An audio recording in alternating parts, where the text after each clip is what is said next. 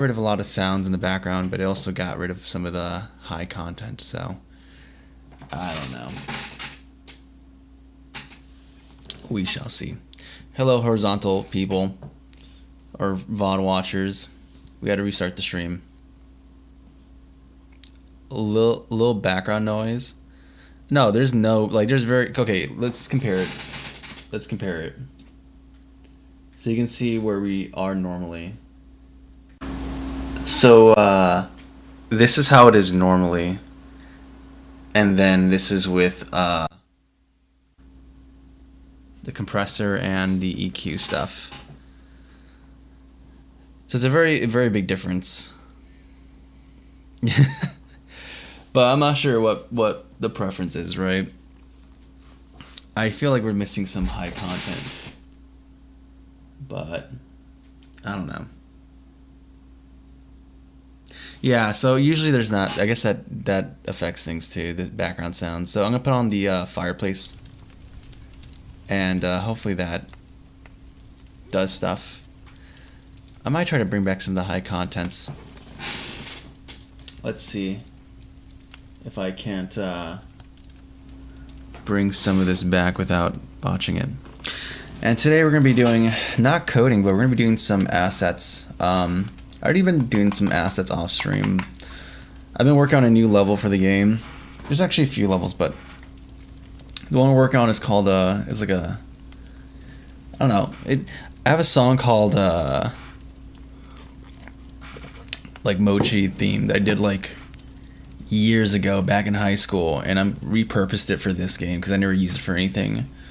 And so far we have like the basics of how the environment's supposed to look. Wait for it to pop up.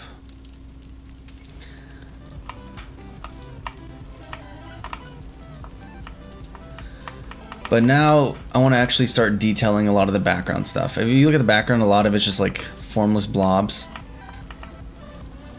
But I want to actually start making it more detailed, and you can see how where I've started part of the process of detailing the background. But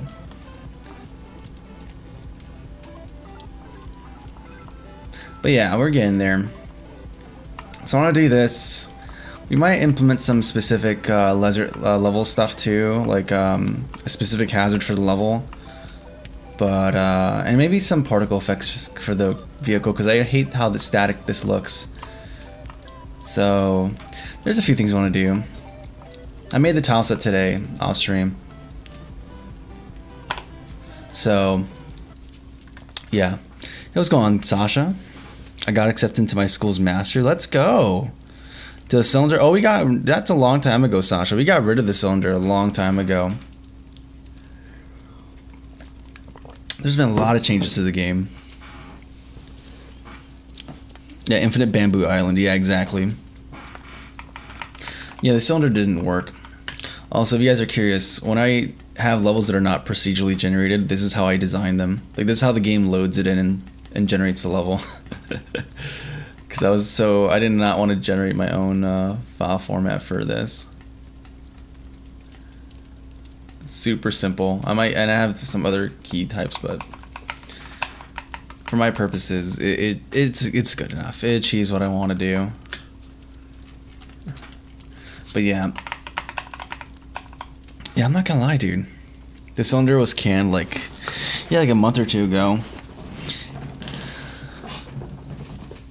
Yeah, it's gone. Because it didn't really make sense for the levels and for the character presentation and the way the character is oriented in the world, like. And it was confusing. So when I tested with someone, they were super disoriented by the cylinder stuff. So this presentation's a lot easier on them. So, technically it's cool, but we're sacrificing user experience for the sake of just having fun implementing something technically interesting. So I think I'd have to do a fundamentally different game to make the cylinder thing work. So it is what it is. Yeah, there's a few other levels too we have going on. But yeah. So today is gonna be much more of just kind of chill and grind through some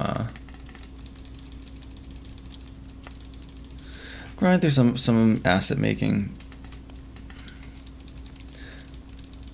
I usually don't stream this, but I said why not? Why not today?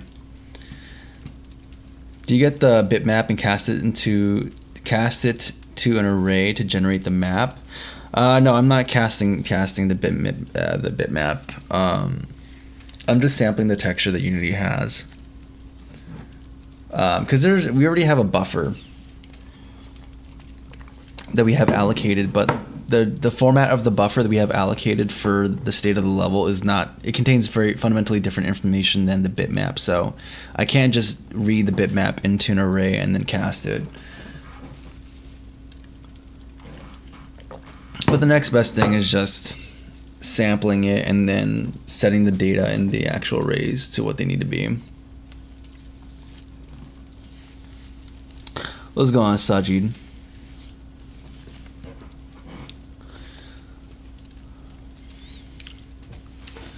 Anyways.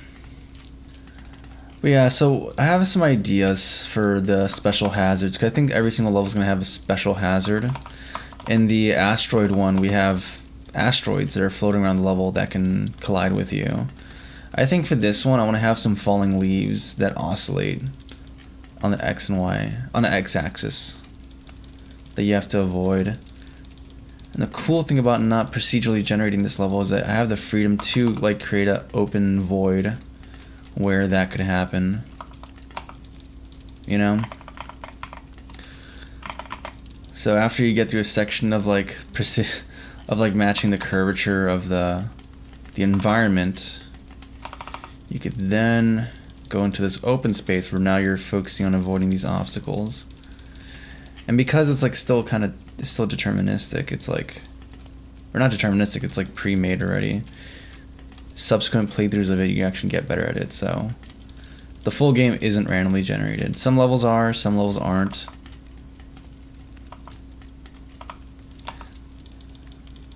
Depends.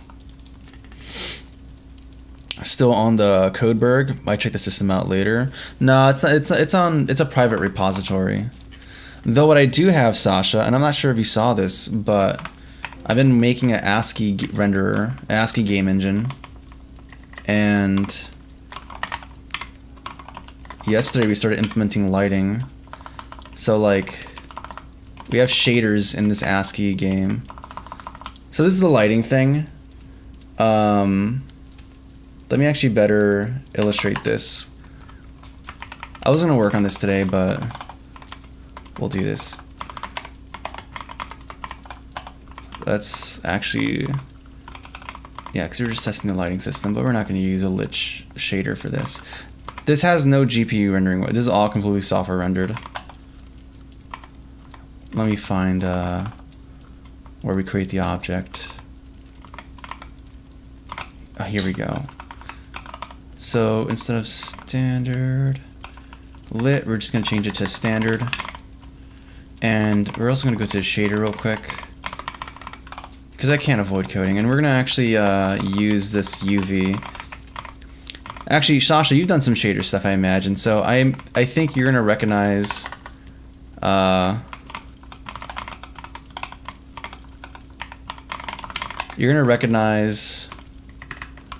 the UV square, right?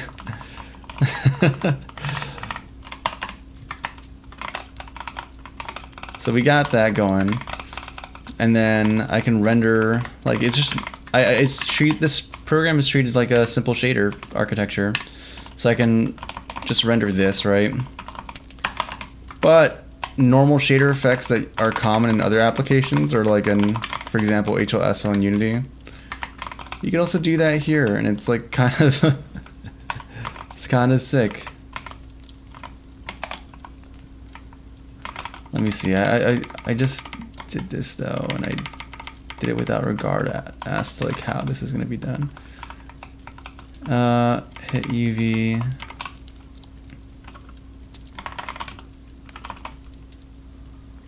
One second. Let me fix this real quick.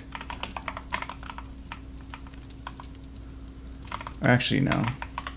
F3 or F2, right?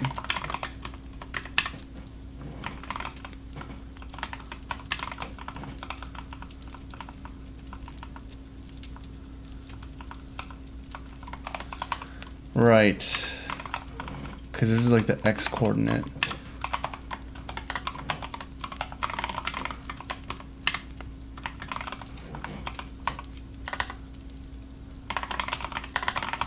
Let me show you. Yeah, I did a bunch of changes to this. So things are not quite where they need to be, but...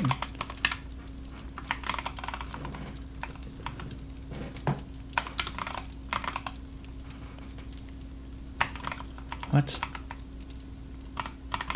Don't need this.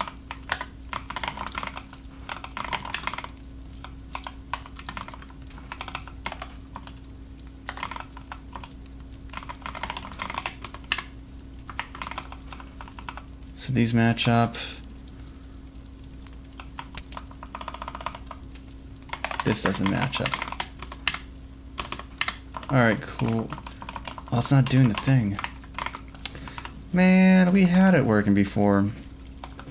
Oh, because we're not passing the UV. That would explain it. Yeah, so we can have, you could do a bunch of crazy shader effects. That's not the same one we did before, though. There's some changes we have to do, but you get the idea. What's going on, Kate? Is it Unity Day or ASCII Engine Day? We're going to do Unity. Actually, I'm going to be doing art today. Yeah, UV Skirt, my beloved. You're rendering via characters or you plug directly into the GPU? No, I'm using characters, so we're using ASCII characters. You making a game devlog? I should probably do that at some point, Samessa. I'll probably get asked this a lot, but what type monitor is that? Oh, thank you. Thank you, Sasha. What engine are you using? I'm making my own engine. This is my own engine here. At least what I'm showing right now. Yeah, what I'm showing right now is my own personal bespoke engine. UV. Yeah. Written in C, by the way. By the way, C. Nah, I'm messing. I think you saw this, Sasha. You already saw this last stream, if I'm not mistaken. Now that I think about it. I'm pretty sure you were there for that. If I'm not mistaken.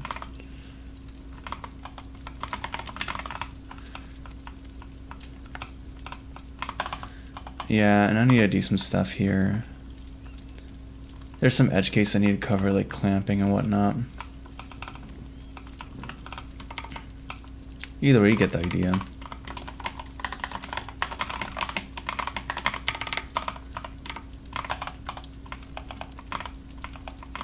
C# should have a clamp function, right? Or not C#, but C. Okay, one second. We're not doing this right now. I'm not going to work on the ASCII engine. I want to. I really want to, but I also want to finish a game. I think that's like the important thing here. Is that I need to finish a game. Because I have so many ideas for the ASCII engine. So many ideas. By the way, yeah, Vim, by the way. Yeah, Vim, C, good old fashioned GCC and GDB. That's all you need, man. That's all a man needs. Anything else is opulence. It's vanity.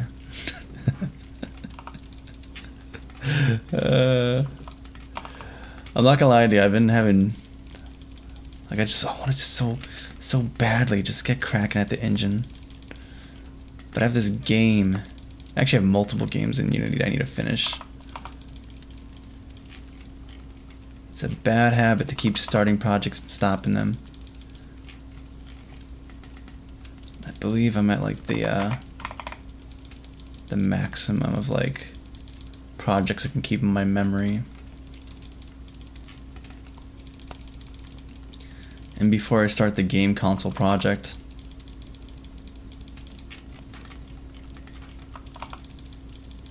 yeah, I'm starting, and then I need to do video editing too. I've been slacking on that.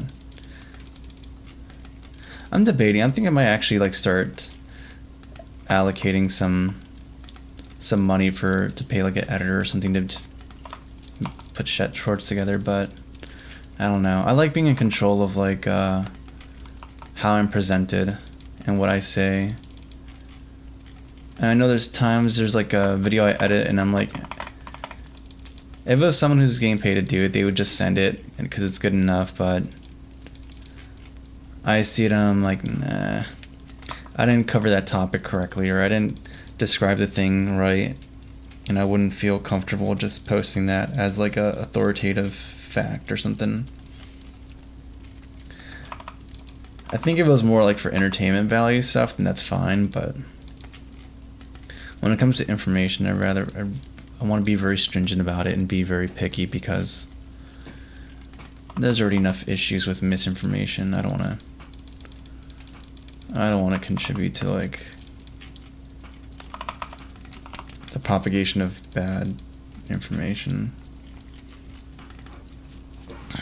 What's going on here? Nice pixel art. Thank you, Okami. The day I discovered GDB, I had so much fun. My pointers were finally telling me something else than segfault. Yeah, GDB is fun, but we've been having some fun issues where GDB just tells me nothing. And I'm like, oh great. Like there's like one error we got where it was like, it said like there's an error and then empty quotation marks and then at address and it's just 000. And I was like, all right, gee, thanks dude. Gosh, thank you GDB. Luckily it wasn't that bad to debug, but yeah, it's funny. I really want to do cool cloth and cape animation. Should I make the pixels work kind of like Madeline's hair, where it moves based on rules, or can I do frame by frame for cloth on my pixel characters? I usually just do a frame by frame for pixel characters. Usually I start by thinking about where the arcs are going to be and then fill from there. I've done some, I know on Newgrounds I have a bunch of cape animation stuff that I've done. I have to pull it up. That's like how I think about it. Usually it's like you're usually moving like propagating a sine wave. That's like one way of thinking about it. So let's say like the fabric starts here and then ends here. Every single frame you're kind of just, if it's like a static animation, like an idle animation or something, if this is like the start and end of the fabric, then you're just moving it each frame like that. At least a silhouette. There's other considerations about like when things flap, like for example the edges here, they're gonna have specific behaviors when like you get here where it's gonna be, the fabric's gonna be bending inward, and then over here where it's gonna be flapping outwards. So that's stuff to kind of think about. Depends on the angle of your fabric too. You might be doing stuff in different places. You might want to have like folds propagate out in a different way. This is a more cartoony kind of way of doing it. The real thing is still kind of similar to that, even like at the bases of the cape. It really depends though on what you're animating and the style you're going for. But in general, like a lot of what you're doing is preservation of volume. And you might think, well, it's a cape, right? So it's just thin. So why do you have to worry about preservation of volume? But like, it's kind of still the same idea. It's like the same way you do like fire animations. Like you're moving volumes of flames around each frame. It's pretty cool, so I'd go with Celeste approach. I'm very much in the opposite camp. I love handcrafted animations. I'm super biased, and I have my own personal tastes, but I like hand animated sprites. That's the craftsman in me, I guess. I mean, procedural animation is still a craft, right? A craft. But I'm biased. I've spent like most of my life doing hand animations, so I always prefer going that route as opposed to the procedural stuff.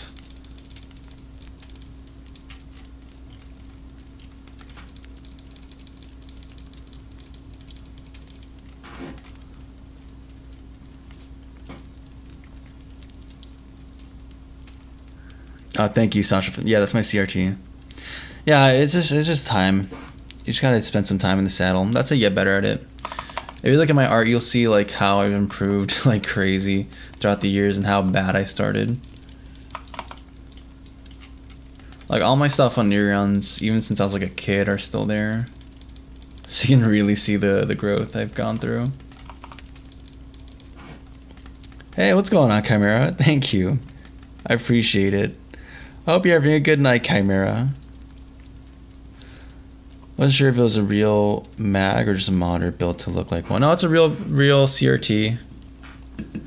You can hear like the glass and stuff. Green mode.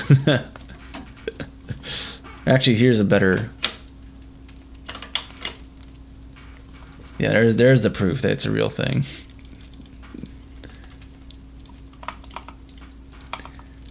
When in doubt, go to green mode. That will exonerate us of all suspicion.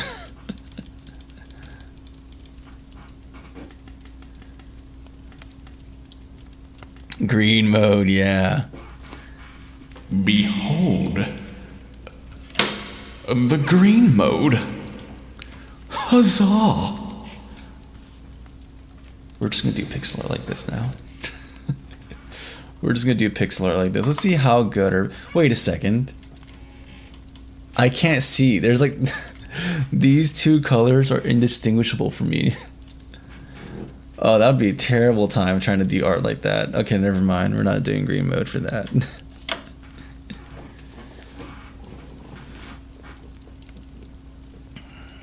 Guess the color challenge? Yeah, dude. You have a reverb pedal on your mic? Oh no, it's in my mixing board, but yeah. Yeah, I have a bunch of different effects.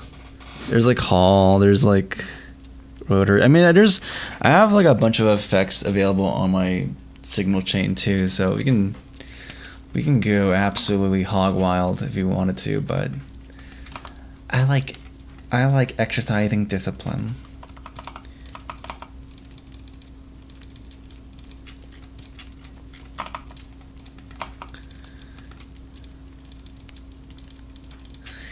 Discipline's my favorite. Boy, howdy. I tell you what. Save. Let's save obsessively.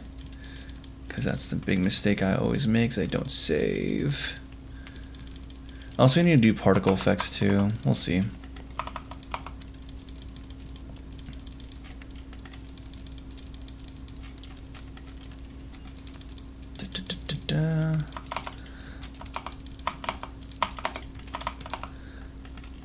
Yeah, you can see why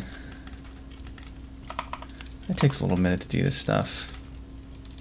That's okay. We do it with love, with care.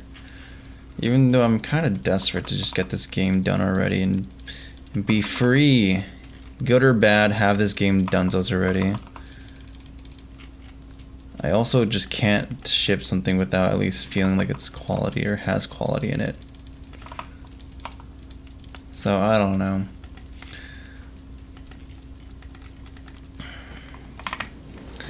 It reminded me of FNAF 1 Office. Oh yeah, it's kind of like a FNAF 1 Office.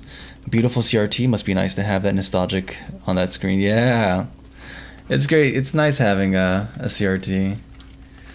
It makes the break from my day job to this a lot more distinct. Speaking of which, I need to get ready to request some time off. I'm gonna take a vacation, I think. It's about time. I need to go on a vacation. A staycation, probably. Honestly, dude, I just want to work on my ASCII engine and think about the game for that. I think I need to finish this game before I go on vacation, so I can actually start spending that vacation on the new game. In fact, I think that's going to be what we do, is I'm going to just crunch to get this done already and out the door.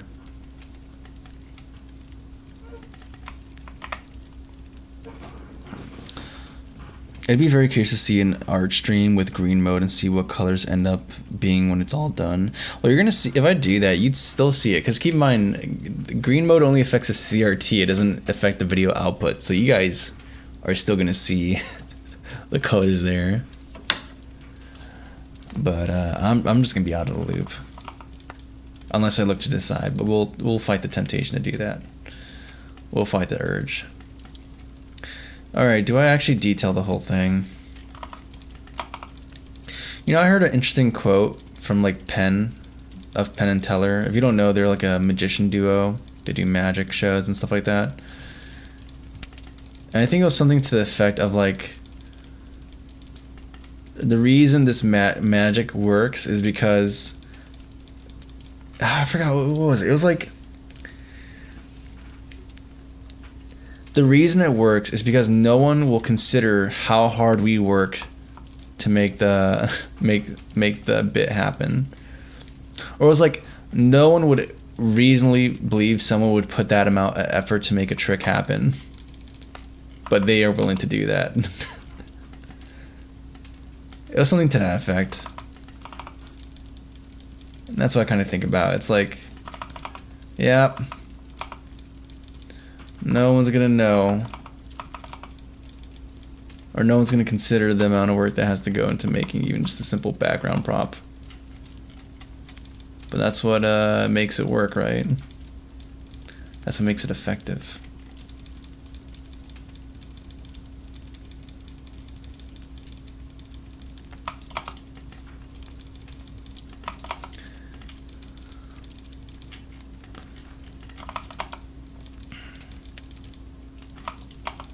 Come on, there we go. Yeah, at a certain point, the leaves start...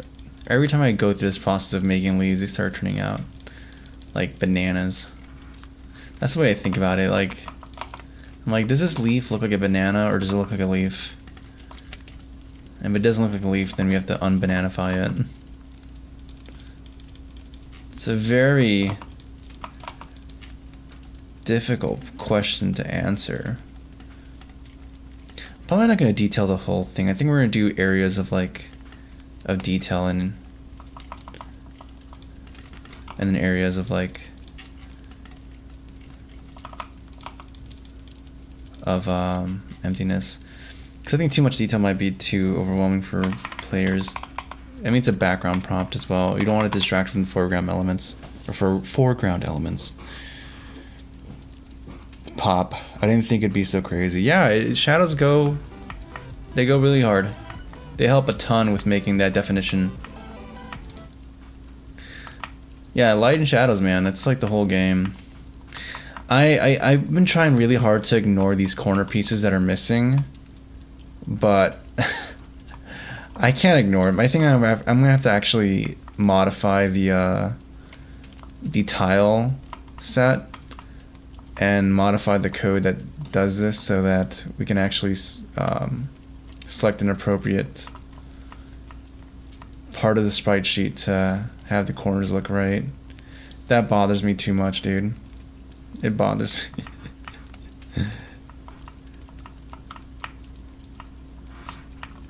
It just bothers me, man.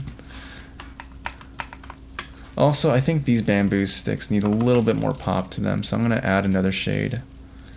Which kind of sucks, because we already positioned a couple of them in a variety of places, but oh well. Do we have this tiling on both axes? Yeah, we do.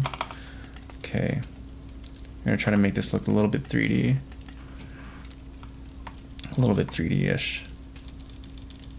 And have the majority of the lighting happen here.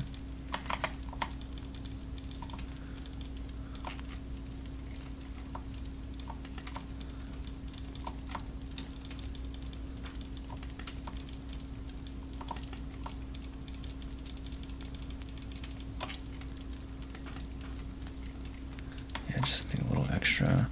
I think I'm gonna make this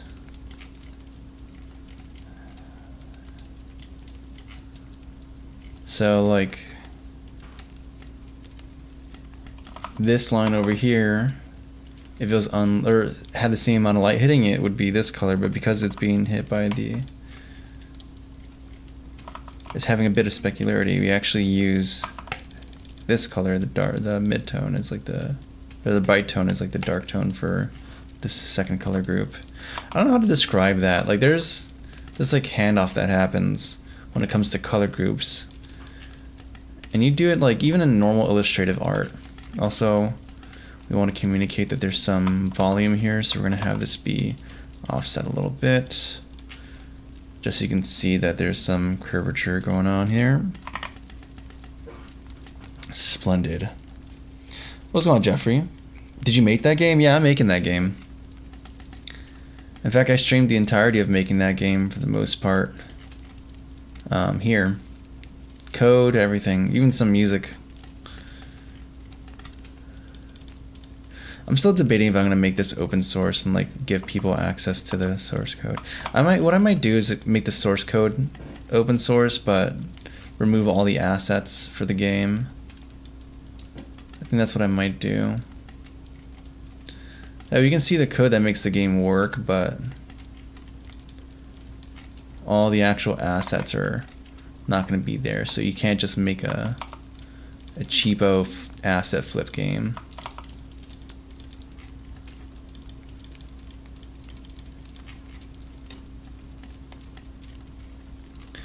That's kind of the struggle I have with like open sourcing any of my projects. They're my babies.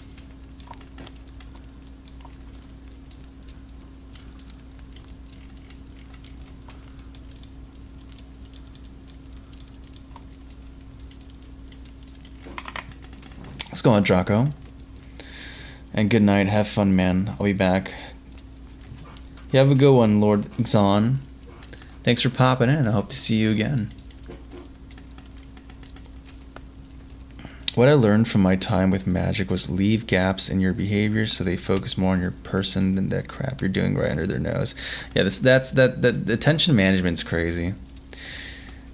Can you hit about what you do for a day job? I don't want to be specific, but I want to understand what could give you the understanding on so many levels to do visual encoding.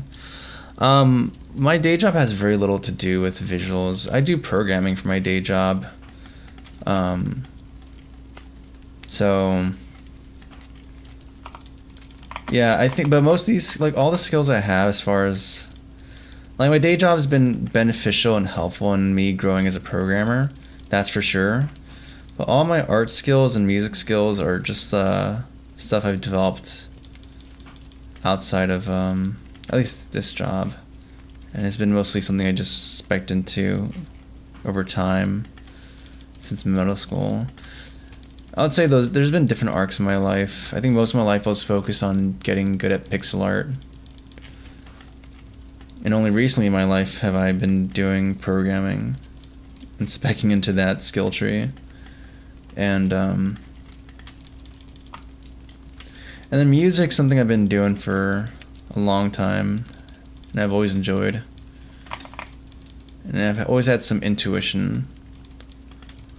Like I've always kind of intuited, like it's very odd. I remember in middle school playing guitar with a friend of mine in her room, and she put on a song I never heard before, but I was still able to kind of predict and play the chord changes. And she was like, "Why? Have you listened to this song before? Do you know what it is?" And it's like, no, but I didn't realize it then, but I had an understanding of chord progressions and that idea of tension and release and the common places chords or songs go to build tension or relieve tension. And it's cool because like that idea of tension and release is common, like even independent of music. It's something that you see very much in art and pixel art. Though in this case, instead of tension and release, you think about it in terms of value and contrast.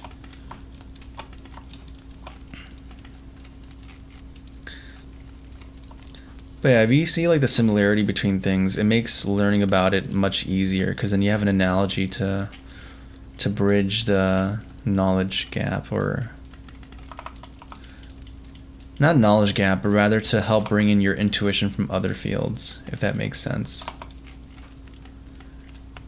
And I think the jump from art to music from music to art is a bit easier because art is very quick to assess, whereas music, it requires you to like listen for like 2 or 3 minutes every single time to assess the quality of your song. Like, imagine if you want to see how your piece looks like, you have to wait 2 minutes. That's insane. You'd be like, that's crazy. Heck nah. I would never want to do that. That's kind of your music.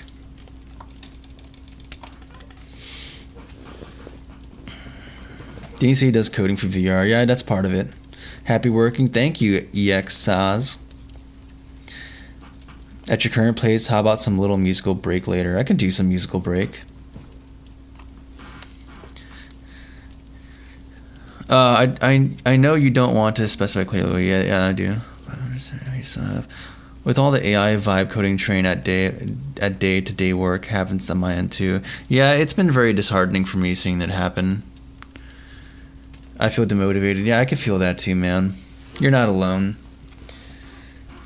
And yeah, and there's no real like easy kind of concession I can give about that. It's just that's the direction at least corporations are going to, and even people I respect are very much going down that rabbit hole for a variety of different reasons. Some of it's so convenient. Others are like more defeatist in that, hey, this is the future, we can't escape it. So like, why not just fully drown yourself in it and start just getting ahead of the curve and integrating everywhere. And that's also kind of disheartening to see that.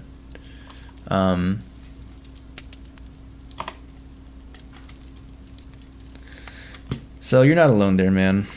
And I wish I had something easy to tell you about that. But it's just kind of how it is. In some ways, it's kind of like the Industrial Revolution, but this one has like this weird sense of like, I don't know, I wasn't there for the Industrial Revolution like anyone else here. But this feels like a very moral component that's like bothersome here. To me, at least. Like, it's something that's very much like, something that's like very much spitting in the face of of something fundamentally human and meaningful about work.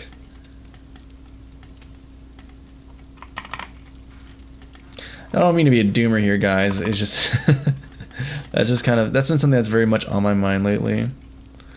And it is what it is, right? But hey, I'm able to do my job without it, or without being forced to use it. And I'm still very much staying in line with, oh my goodness, is he fighting? I'm still producing work that I feel content with and that people see the value in my job, so people can do as they like, but at least for me, it feels like I have my integrity. My integrity. I don't know. We'll see. We'll see how things go. And I think my tune might change if things were done in a more ethical way. Like as far as sourcing information as well as,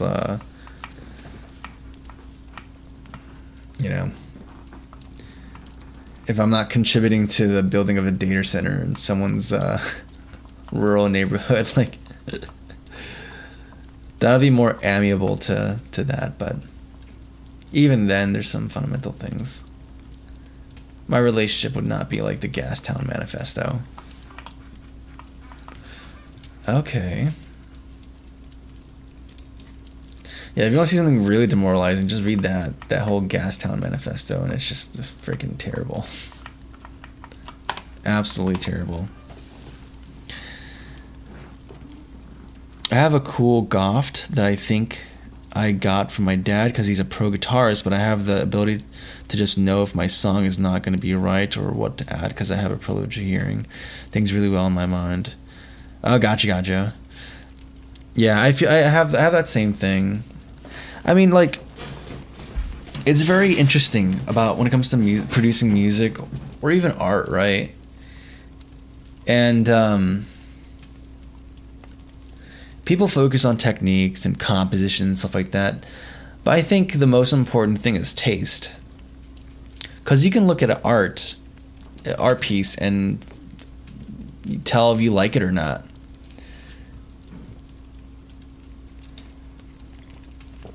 But I think there's people who don't really have confidence in their taste, so they look at their piece and like, you know, they don't know what to do because there's no taste guiding their assessment of the value of the piece, you know, the assessment of its quality.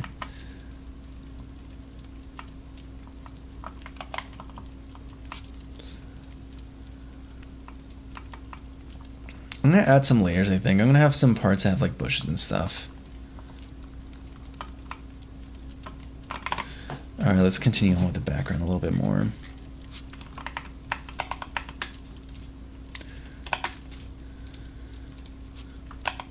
And music's the same way, like, taste is like the key thing. And the exposure to songs and a variety of music is key in informing your taste, as well as like expanding your palette for what you might even consider as options. Finding my boss to stop this, investor madness. We're craftsmen, not agent managers. And I will not sell my soul to corporate world and give of the very thing that makes me and my coworkers happy. Yeah, exactly. Like it's terrible. It's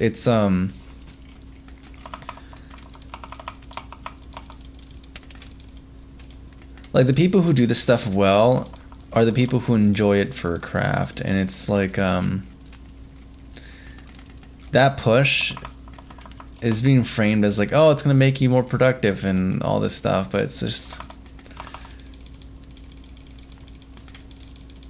it's eroding something very fundamental about work and its important function in our lives, because like work is important, and I think even if everyone had stable income and whatnot, there's still a purpose to do work. There's still a need to have work at some level.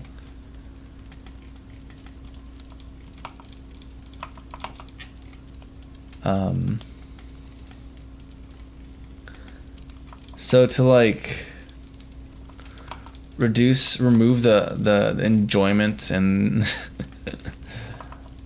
the pride you get from doing work well, and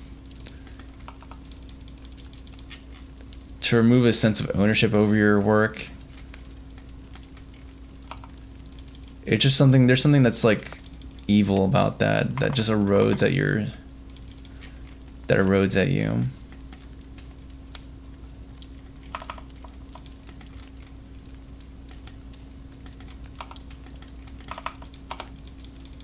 Not trying to be a doomer, dude, but it's that's why I see and believe.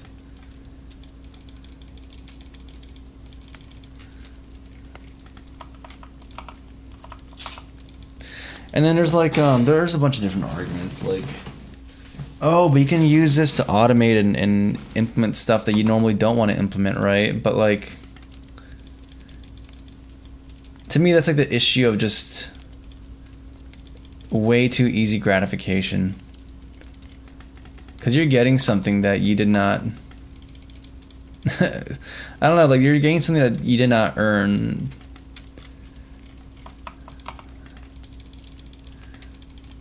And it's exciting because you got the benefit without any of the cost. And I guess it's in some level, the point of the tool, but it's a difference of like a tool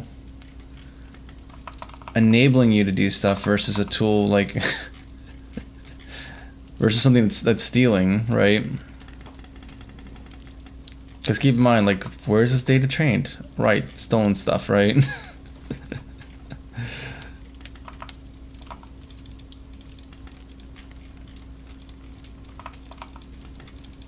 Or like the argument of like, oh,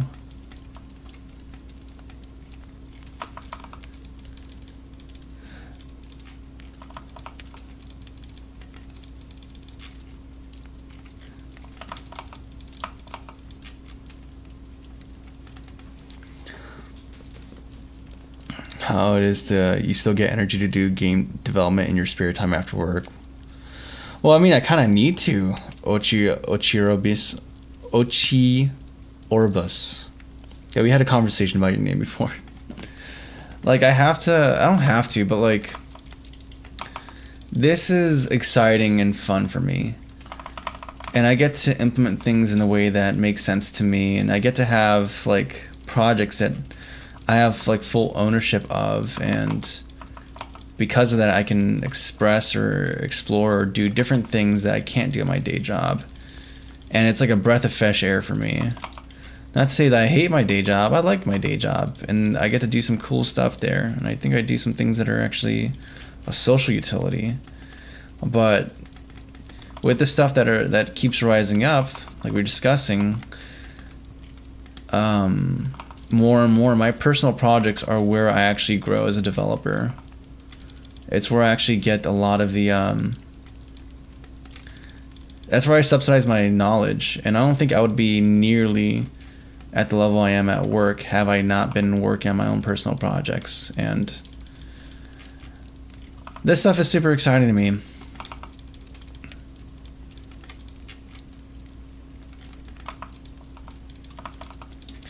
And it's cool, like, there's a lot of times where I'm taking knowledge I've gotten here and being able to apply it at work, which makes it better. And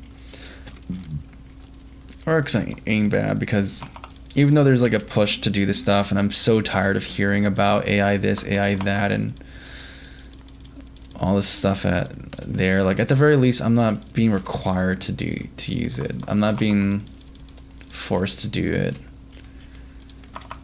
So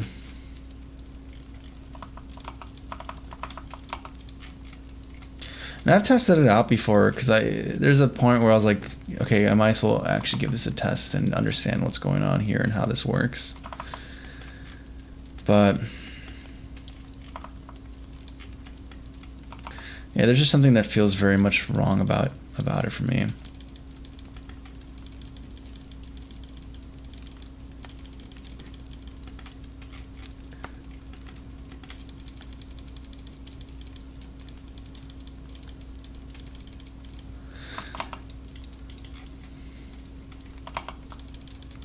And I think something bad's going to happen with all these tools that people are using, and I'd rather not have this something exposed.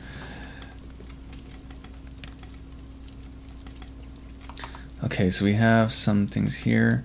I think we're going to try to create some depth. I think we're going to make some, like, maybe areas here and communicate some volume. Maybe I'm just hoping, like, being a doomer and hoping that this stuff, like, becomes a liability more and more, but I don't know.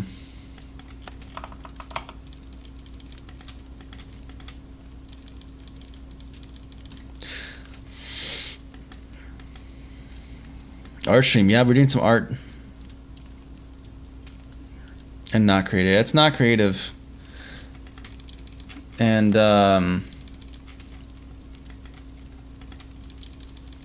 I mean, I don't know about that. Like, have you seen, like, the things that are happening now? It's being banned in some places, like Microsoft is banning the use of it.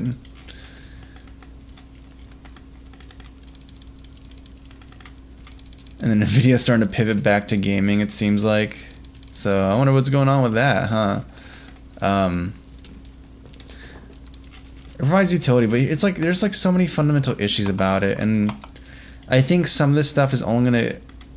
The thing that worries me is that, like, there's some clear fundamental issues about the usage of it, especially the way people are using it. But, like, you're not going to see the cost of it until later down the line. Like, okay, there's this thing IBM had a long time ago. So IBM, oh no, not IBM, Texas Instrument. Texas Instrument is this big company, right? And you might know them of, like, producing calculators. And they used to be really, they're still big, but they're, like, super huge before. And one of the CEOs, or some chief officer, I think, who worked there, started realizing that, hey, there's a lot of institutional knowledge within our company. Like, we've had multiple generations of people working here producing stuff, and we clearly have some impressive things. So his whole campaign was not to expand knowledge or focus on expansion, but rather expanding inwards, having a better internal understanding of the knowledge the company has and has built over time. And that's important. And I think the more we rely on these systems, I don't know. I think there's a risk, depending if you use it irresponsibly, of like just losing that stuff, because we're so reliant on it that you start forgetting how to program, which totally can and has happened. And not just how to program, but also specifics about your company or projects and whatnot. If you do it right, you can use like Claude MD files to create documentation about your code base. But then like you have this new issue that emerges where it's like, all right, you're relying on this external agent to read and have understanding about the code base. So your brain starts getting a little bit soft about it, and you start unloading information about architecture or whatnot off, and then like in a bad case scenario, you have to pay the piper of like relearning everything. So reading from disk.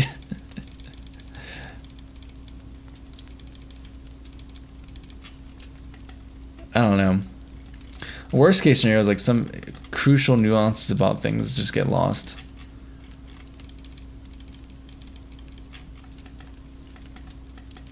So it's, yeah.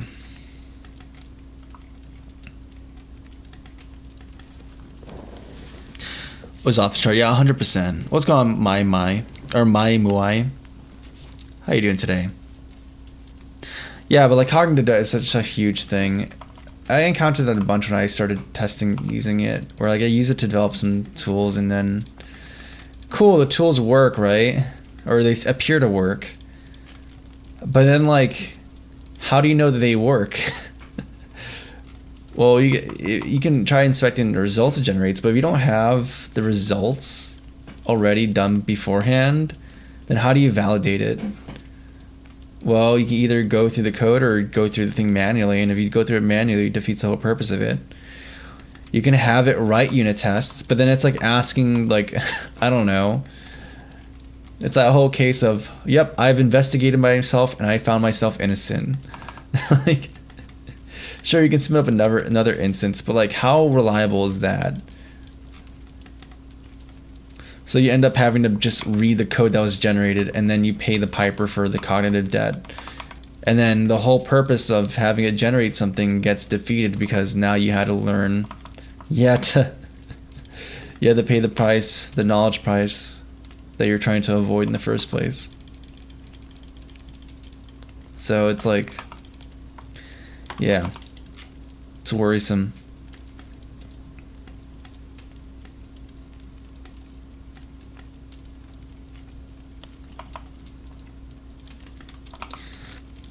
And then you miss out on opportunities to learn. Like today, I had to do something. I had to make a utility that needed to like do a command and then get the result of the command from a string and print it out for someone, right? And you know, that's something that someone would normally just say, "Hey, Claude, do that." But I was like, "No, we're gonna figure out how to do this, and it's not gonna be that crazy." Like, I know about batch scripts, so how crazy can it be? And he started going, and I work on Windows for my day job, so I was like, all right, is there a grep equivalent for Windows? And it's like, oh, there is something kind of like grep. Cool. And then here's the command I need to get information from, and here's the parameters for this grep equivalent on Windows. And it's like, oh, snap. Cool, I learned something new today. And I would have been robbed of that had I not decided to just do it myself. And then imagine compounding those opportunity costs throughout an entire career. And then you just end up having like you end up losing so much peripheral knowledge about computing and systems and stuff. You become lesser for it, at least a lesser programmer.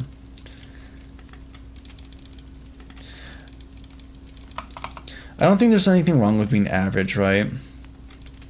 But I do dislike not doing the best that you can.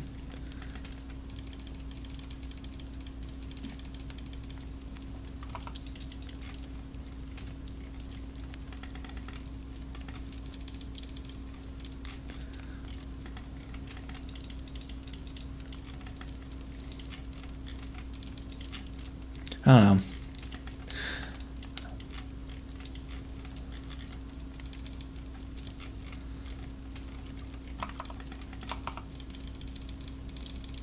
I can understand things being treated as just a vocation and that's it, but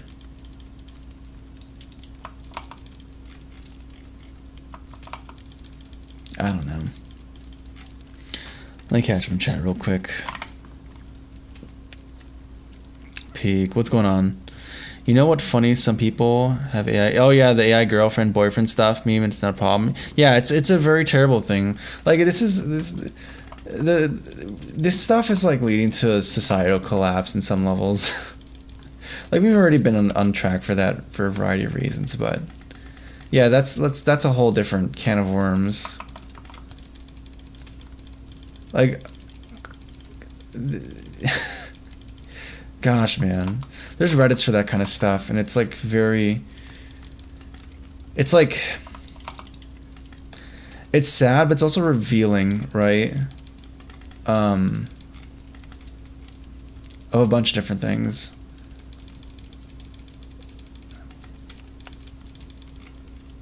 Like it's like obviously it highlights like this whole loneliness epidemic, right? It also highlights like, oh,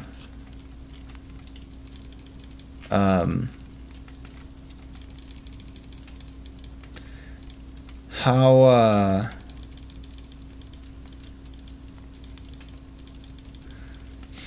I'm trying to word things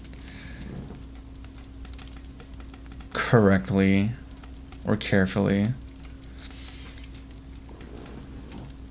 It looks like a face, does it? Oh, is it this here? This whole thing? It looks like a dude squinting. Let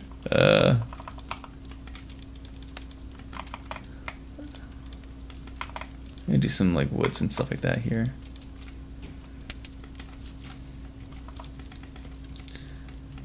Yeah, this adds detail here, but I'm doing a variety of styling, so I can't like just do. I could do this hatch patch thing, but yeah, like I think also the whole AI boyfriend girlfriend thing just kind of reveals how superficial the idea our understanding of love is.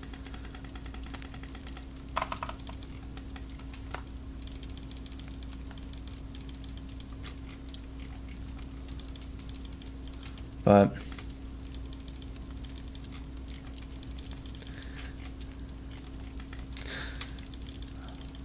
yeah, it's troubling, especially since like kids are getting access to this stuff, and there's a lot of like terrible ramifications of that. And again, like it's just so many negatives, and I just don't want to be part of it. I think that's the biggest issue for me, is that like it feels like this thing is such a blight, and to use it, even if we ignore all the negative downsides of it, just feels like I'm endorsing or supporting this negative thing.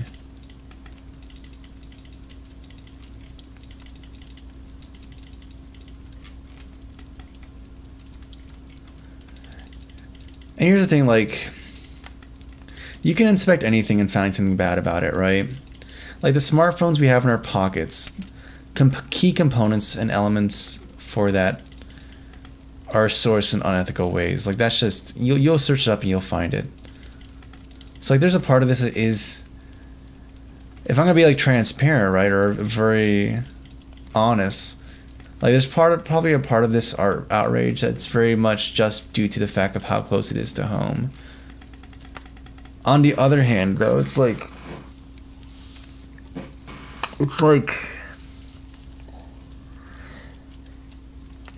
this stuff is like there's like two things, right? At least for me, it feels like a lot of this stuff has been kind of inherited.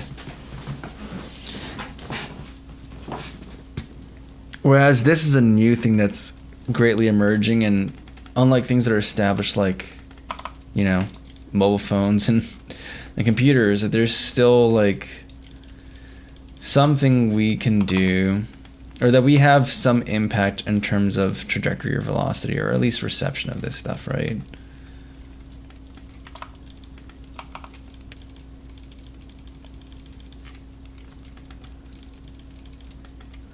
And then, and it's not to like, I'm not gonna, like, other stuff that we mentioned, yeah, that's bad, right? I think this has a potential of being like, just, not the potential, it is like a bad that's gonna affect everyone. Absolutely everyone. And it affects not just like, you know, like the lower elements of like Maslow's hierarchy of need, but also like just something fundamental, like something metaphysical.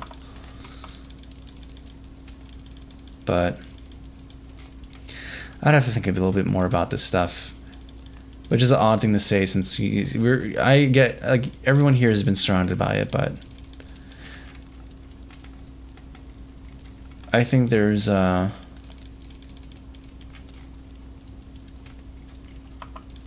something about this that just warrants more thought on my end. I don't know. Am I sounding? Am I waxing poetic? Am I?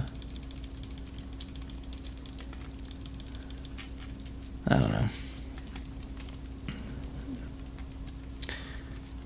Steve, what's going on? Minecraft Steve is here. Hello, Minecraft Steve. Is a relationship with activity, especially the more you sink into it. I think it shows how people treat relationships as a deterministic goal, where if you spend a lot of time talking to somebody, you'll eventually be a GF. Yeah, that's part of it. I think that's one element to it. There's also the fact that a big issue about AI is just like how much it panders to you, right? And will not correct you, or has like a propensity to just go along with you. So just kind of revealing of like how like a true relationship will have tension, it will have confrontation, and in fact it's necessary, because if you're doing wrong, oftentimes you're blind to it, and you require someone to take on that hard task of confronting and pointing out that you're wrong. It's not fun, but it's necessary. And a healthy relationship does have that confrontation. So what those AI boyfriend and girlfriend things are doing is like that whole instant gratification thing. All the positive dopamine, none of the negatives. And now you're conditioned into having an incorrect perception of what relationships are supposed to be, which even with the whole confrontation stuff, like I think most people still have a bad understanding of like what relationships are meant to be, but like that's even further away from it. And then like if you have that inbuilt perception or understanding of it, then it's like, oh my goodness, you're gonna have the probability of you being able to like get into health, like there's more factors that are working against you into getting into a healthy relationship, right?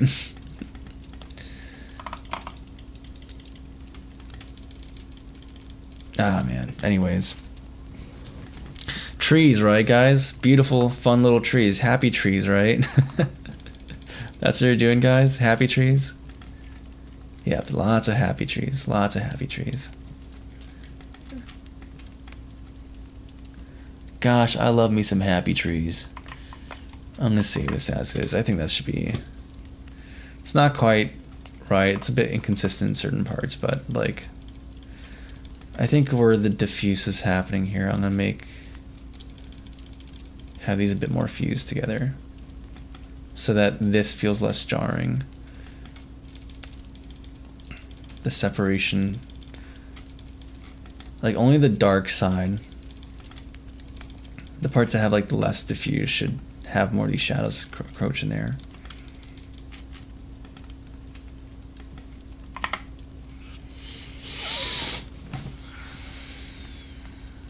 When you think about it, every jump in technology is a way of mankind to fill this gap we have by nature we don't possess.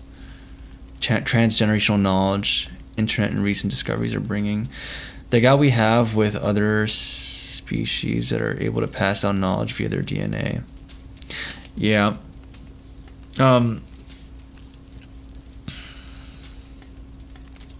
What was it?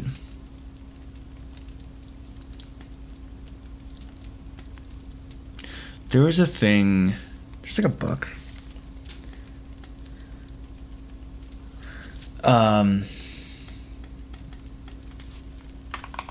I can't remember it. But yeah, I was talking about that. I mean, it's kind of amazing how much we progress as humans just by the ability to pass down knowledge generationally. But yeah, if you think about it, like the Henry Ford's assembly line, well, not only does it speed up production, but it also makes the individual human in the production line much more replaceable and easier to swap out, because now instead of having knowledge about the full cycle producing a single unit, they only have one piece of the puzzle for producing. So it makes the individual element more expendable.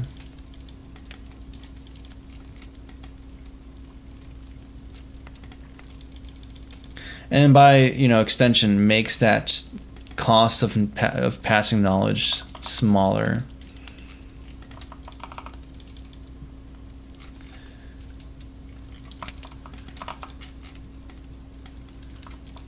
So in that same way, from that same lens, I can totally see how this fits into that same idea.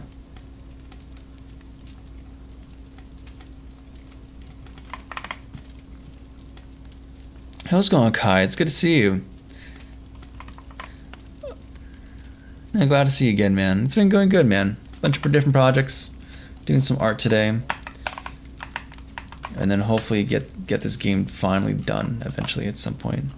Yeah, I used to have a DeviantArt account. I can't remember what it was called. The scoreboard, I think. Oh yeah, the scoreboard was going on. Yeah, I mean it's working, kind of. There's some bugs I need to fix, but the text rendering does work at least. I'm gonna make some other texture, because these bamboos by themselves feel too uniform. I'm gonna add another layer in front and behind, just to have like some leaves and stuff in front and behind them.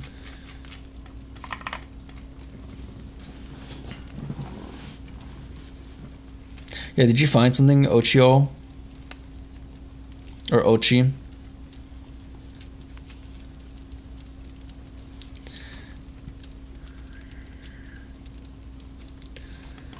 Alright, let's see how it looks in game.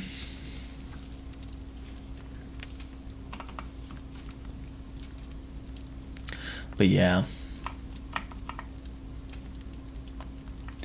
Yeah, I could dig the trees. I'm digging those trees.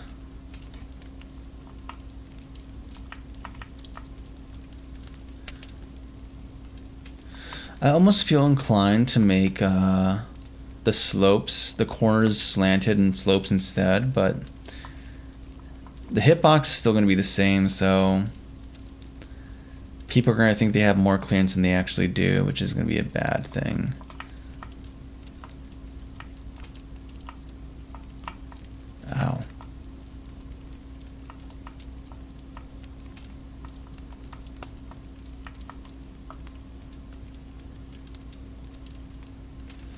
Anything about the colors we're using? There's a lot of green, both for the foreground walls and for the bamboos. I might change the color of the bamboos, honestly. I'm gonna be real with you. I almost feel like they need to be a separate color or a different color. Something very distinct from this. Yeah. Let me search up something.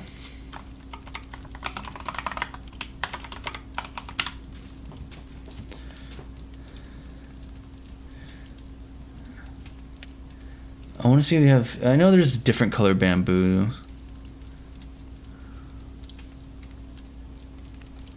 I want to see what options I have, though, that are still kind of native.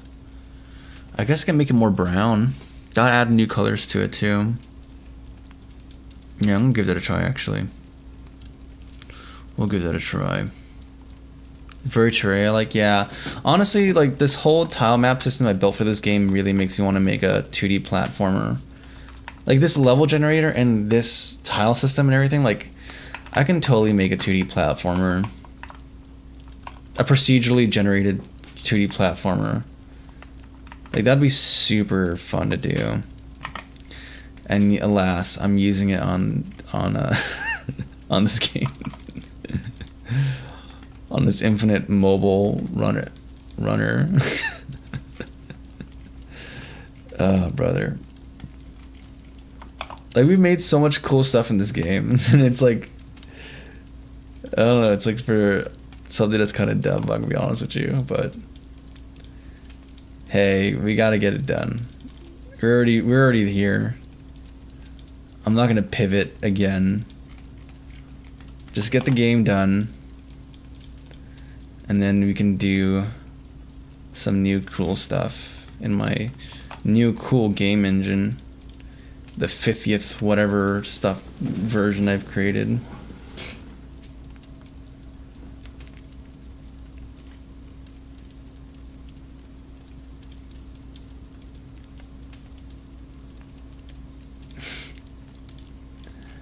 That seems too dark. Hey, this man can't stop making game engines.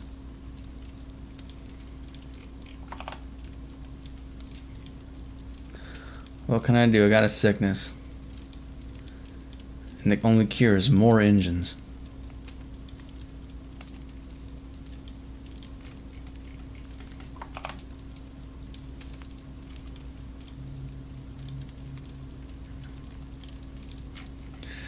I just want to work in C, dude. That's all I want to do.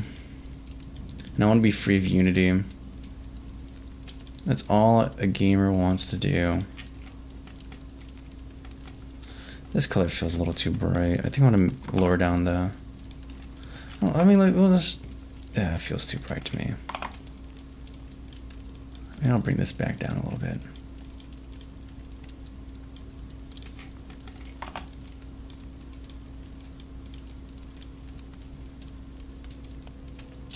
Okay, that seems more reasonable. That seems more reasonable, yeah.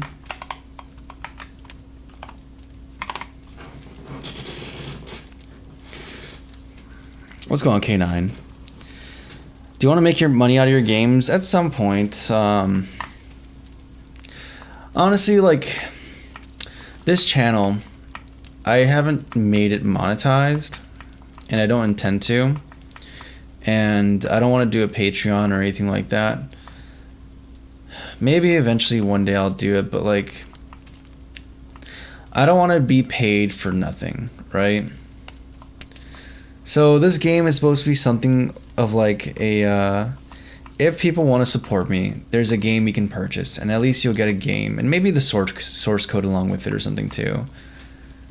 So that, like, there's a way to support me, but it's not for nothing. Like, it's still an exchange. I think that's the big thing for me. I don't know, maybe I'm just being too prideful or something, but... Like, I don't want to get money for nothing. So if people ask, like, hey, how can I support you or something? I could just say, hey, here's a game. And that's it, right?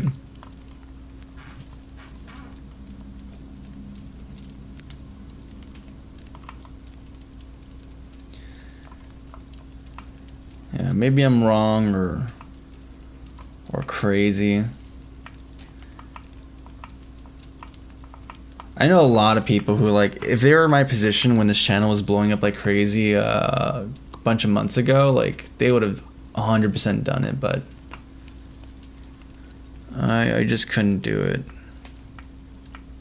I wouldn't lie if there was a temptation. I'd be lying if I said there wasn't a temptation to do that, but I don't know. Doesn't feel quite right. Cool, I'm liking this though. I'm liking this. This is coming together pretty well. Now we have to do the mountains in the background. And I might even increase the resolution a bit, but we'll see. About it, I don't see it as a pride thing. It's the equivalent exchange as a Full Metal Alchemist. Yeah, I mean, that's the thing, right? Like, people... Here's the other part of this, is that people, if they donate money or something to me, even though they may say it's a donation, people feel some type of way, or at least a certain percentage of people will feel some kind of entitlement or something, right? And feel like you owe them something. And that just opens up a door for people to do weird stuff, you know? And I also don't want to invite that either.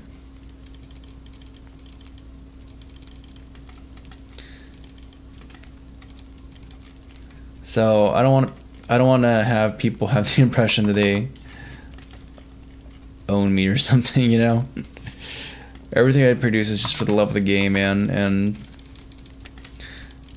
if I do educational content, which I think I'm going to start doing at some point, I don't know, I'm thinking about it.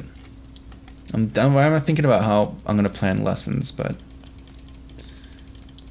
yeah, like, it's just at some level or another paying it forward or something. And if I do get something, I don't want it to be for nothing. Let's go on TST. I think it well because you really deserve getting back from your artwork. Yeah, I'd like to get something back from it. I don't know, we'll see, TST. We'll see. I'm a very belief-driven guy. So I can be quite stubborn if I believe in an idea, and until that idea changes or that belief gets changed, then, like, I'm gonna still stick to the guns.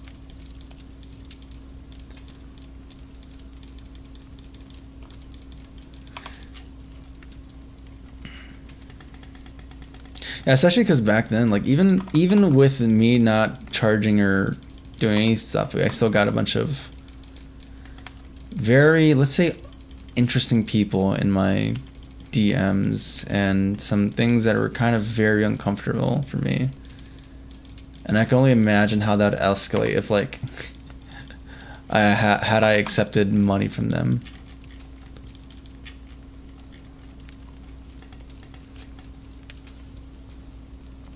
Yeah, it's Aseprite. The product I'm working on has to be finished in the next few weeks. Oh, the financial, like, the data sheet thing you're doing, or like the machine learning thing you're doing, right? The one where you're doing some SQL stuff with a while ago.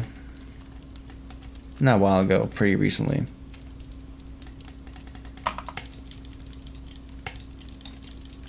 Twitter ruined game development forever. I mean, that's if you go on Twitter. You can just be me, dude, and just not interact with that.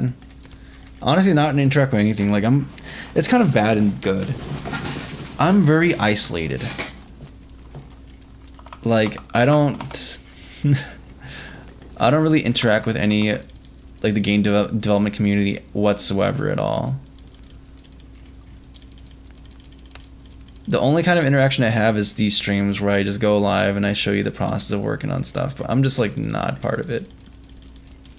I guess if you're trying to do this financially though, like as a full-time job, you kind of have to be kind of engaged with it. And that sucks, but if you have the luxury of not doing that, you can just create just for the sake of creating, and people's opinions or whatever don't matter, and you can just do your thing, dude.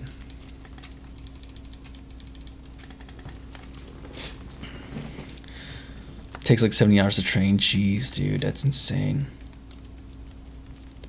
It typically takes 10 to 14, and it keeps bleeding money or making barely no return. That's crazy.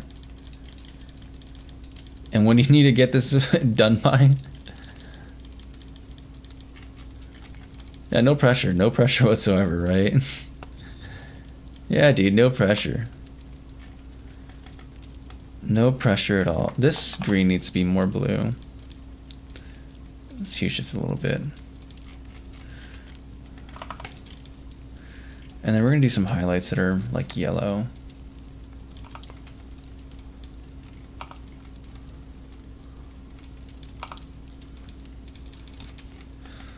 You can do like the Mario Hills Have Eyes type thing, but I don't know.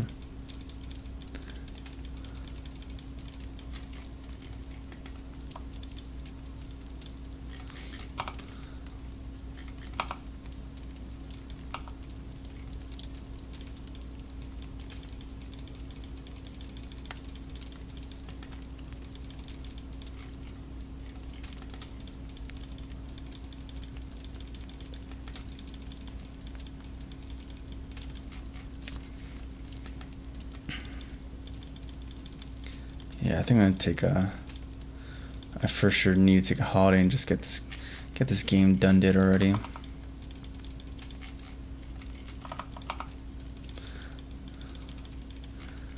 I have so many songs, so many ideas I want to do already.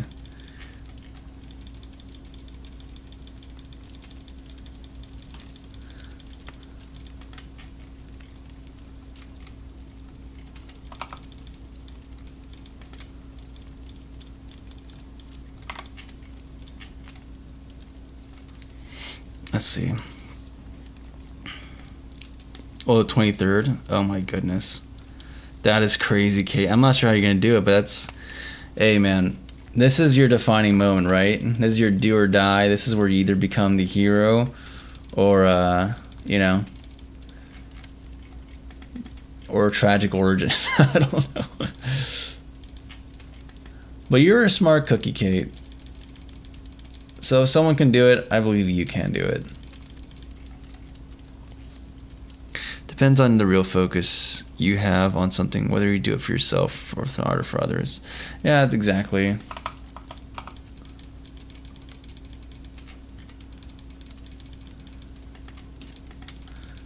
Like I said, people are different. Different motivators and different reasons for it. Different expectations too. I have talked about it, right? Game development is something that's very much self-expressive for me at some level, so...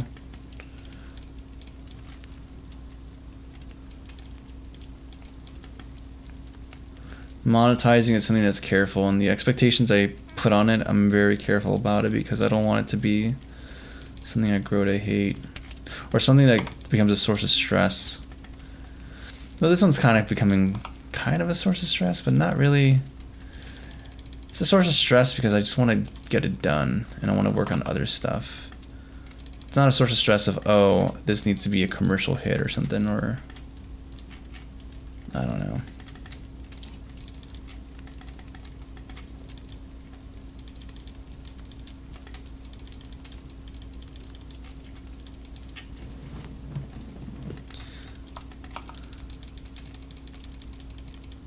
I also think with this one that I'm just so done with Unity.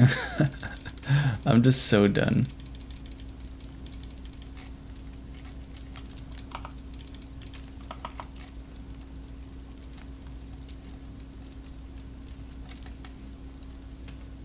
I could totally use green mode for this, but I could barely tell the colors. Villain origin story. Yeah, if things go wrong and the thing doesn't go right for Kate and the investors get angry and then Kate gets laid off, and then not only they get laid off, but on the way home they get hit by a truck, and it turns out that truck was filled with acid, and not only was there acid in the truck, but there's also radioactive seals in there, and all of a sudden Kate gets irradiated and bitten by these radioactive seals and becomes the acid seal person. Yeah, like that's it. It takes one bad day and a couple of radioactive seals, and then we have a villain origin story for Kate. So no pressure, Kate. But I'm not saying that that is exactly what's gonna happen, but I can't promise that it's not gonna happen. All right.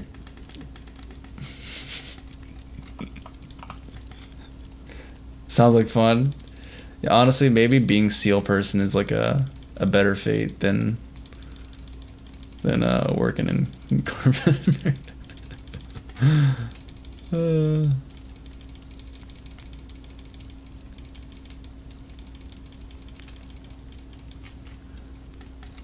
You're gonna have some interesting Google searches, like how can I be gainfully employed with radioactive powers?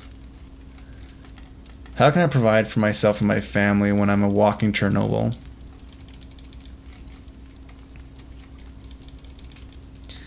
Yeah, you're gonna be getting some Google results that no one has ever seen before.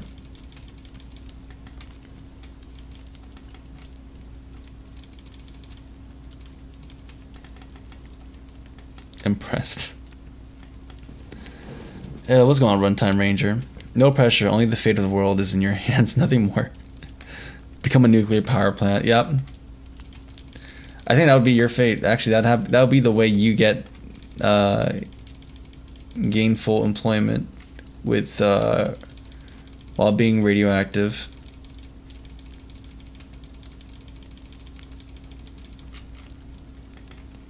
Look at this. Dude, I just want to make a Frugger Arrow style game at some point.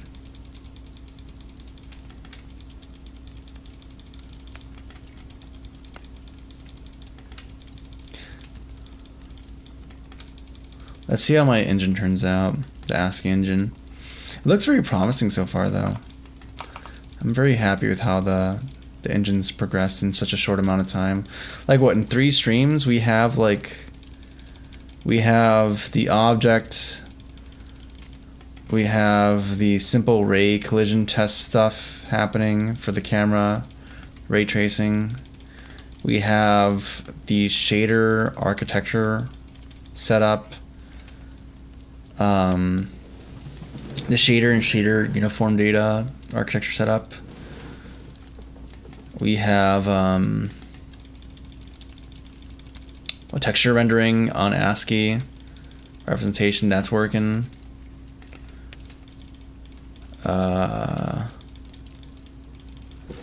We have the texture system there too. I mean, it's very simple. It's not like it's a very manual process, but it's enough for me to do the things I want to do, so it's fine. And honestly, may just be stay in that state until like the end of a project, for all intents and purposes. Like the engine's coming together pretty good. We have the lighting system implemented. Like, yeah, 3 streams and we got all that going on. Heck yeah, dude. I mean, the lighting system is a little bit janked right now. There's some things I need to fix, but it's like probably something very simple.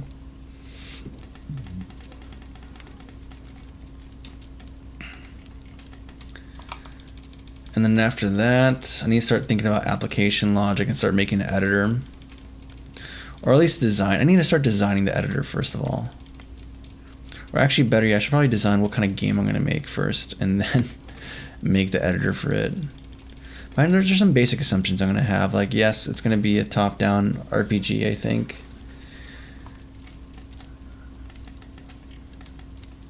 I would like to make it like a action RPG, but I need to figure out some stuff with the input.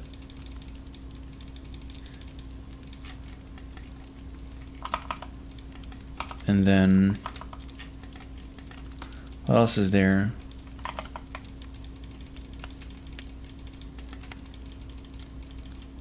Yeah, we have to make the editor. I don't know what else is there. Yeah, map editor. Basically the one I wrote for the first version of the Cozy engine. The one with like the Vim motions and stuff like that. I'm gonna just make that be the thing.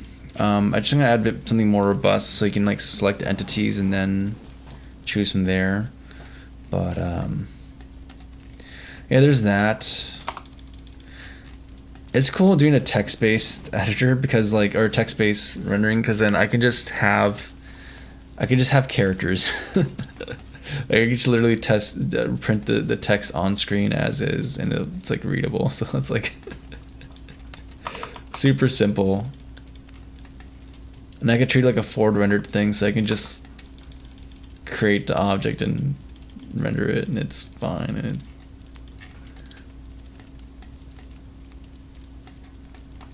like it's gonna be super trivial to just draw things onto the screen. Then I'm gonna have to implement like a text. I have a color buffer. Now I need to also add a text buffer. So not only is there a thing that indicates the final color that's gonna be rendered on the screen, but also the final character that's gonna be rendered on screen. Oh, I didn't test the time stop effect on here. Oh yeah, this is starting to look much prettier, dude. Way prettier. Oh yeah, we're getting closer to final level quality.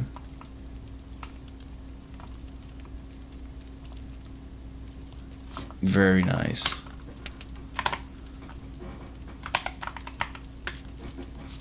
Let's open up the second hills. It's gonna be more straightforward, I think. And we're just gonna hue shift up towards the green spectrum of things. That should be fine.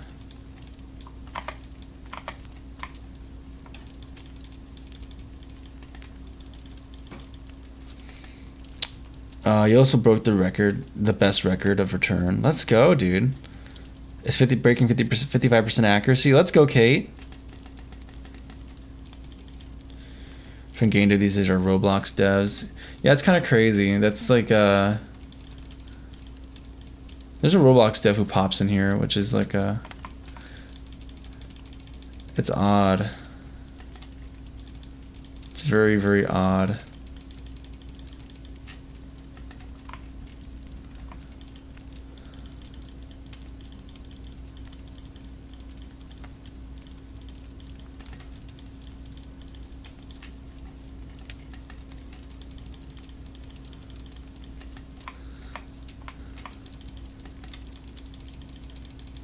Breathe.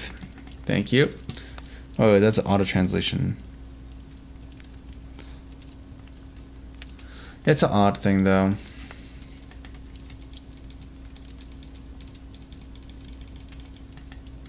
I don't know.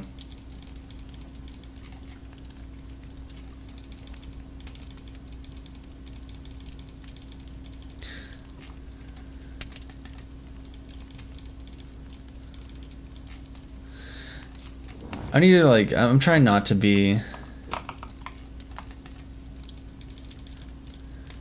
And you know what? If you have nothing nice to say, I'm gonna just keep it to myself. But yeah, the Roblox thing is very odd to me.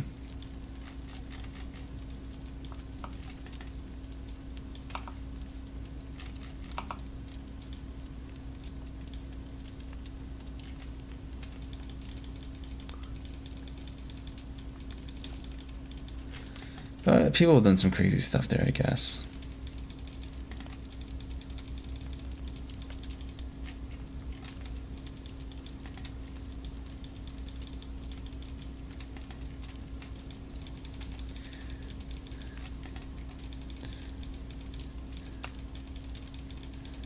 Yeah, I think I'm just gonna make a bunch of terminal games. Like, it's gonna be such a niche audience. It's like, alright guys, Just do sudo apt-get terminal quest, and like that's a game you have access to. Like my whole library is gonna be terminal-based ASCII games.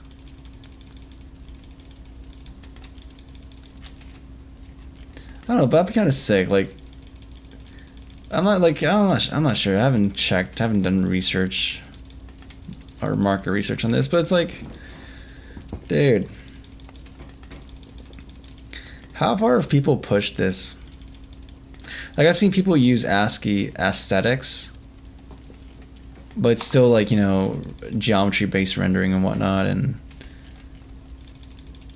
you're using an engine to do it or something. But like, how many experiences have people created just straight up terminals? I don't think not that much. Not that much full-fledged games either, I'd bet.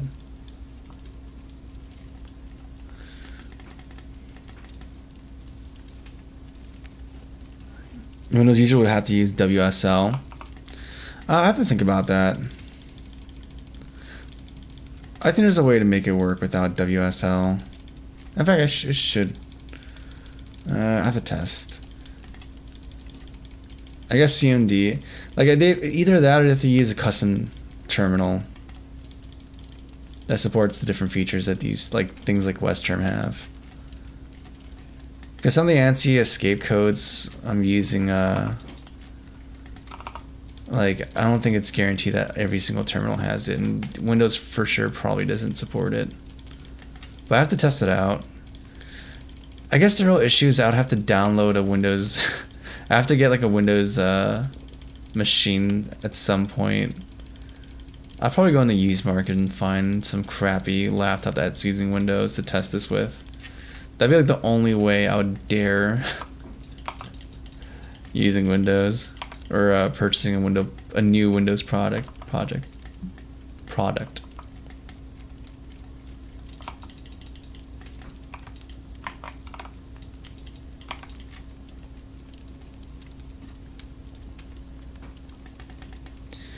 Game for mobile platforms. I forgot the name, but they relatively recently announced a sequel. Interesting. I made some terminal games, but nothing really trying to emulate a shader. Gotcha. Now I want to see how this performs. I want to try getting this to compile on the terminal I have on my phone.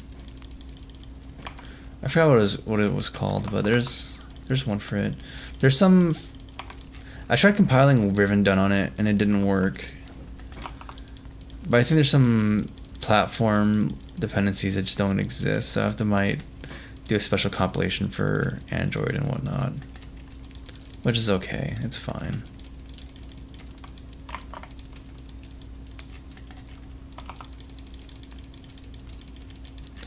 We'll live.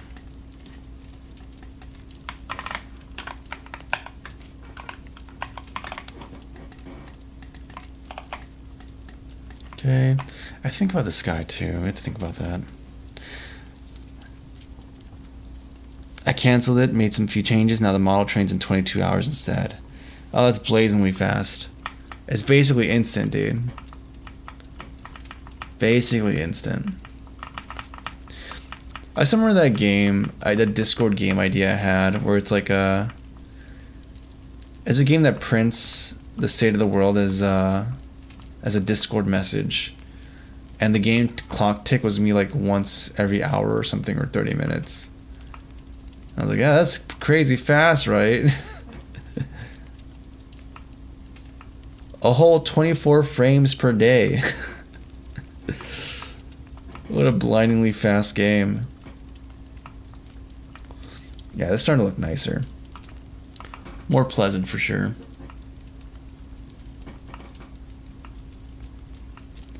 I would like to do foreground elements, but I feel like I worry it'd be way too distracting. Okay, we're gonna do something new now. We're gonna do this one here. So the key is I can't have can't have a resolution that's the same as this one. It would have to be like an offset.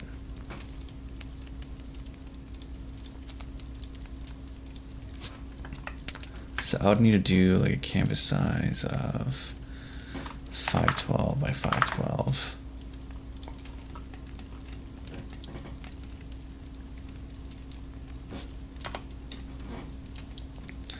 And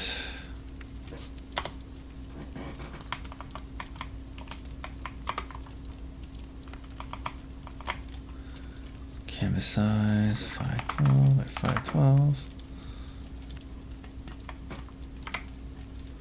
Let's paint the whole thing. Perfect. Okay, get rid of that brush. I'm gonna make a new layer. This is tiling on both axes. Tile mode, both axes. Fantastic. And now we're gonna do the bamboo leaves. Let's go on Techno Mask. I'm only training on minute aggro though, only 500 gigabytes. Kind of reminded me to the Doomsday Clock. Apparently it was set to 1 second closer to midnight this year. Yeah, dude, I don't know. They're just gonna keep the whole Doomsday Clock thing is so dumb to me.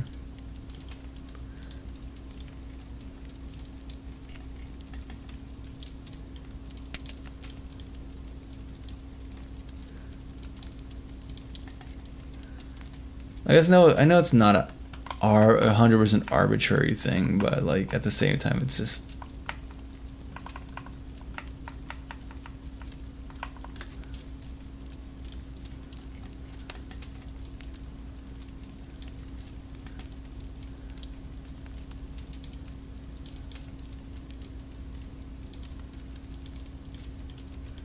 Yeah, I don't know. It just seems goofy to me.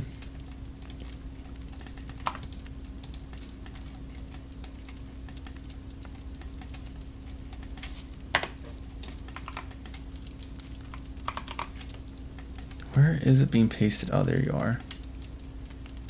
Come on.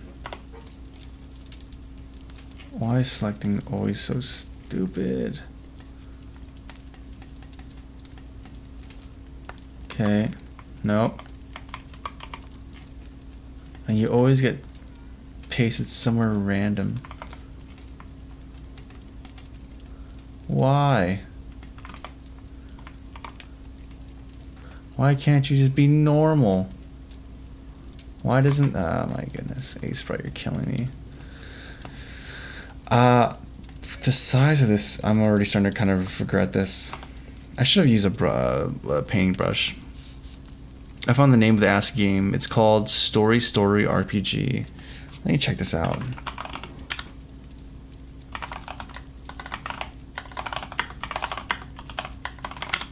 RPG.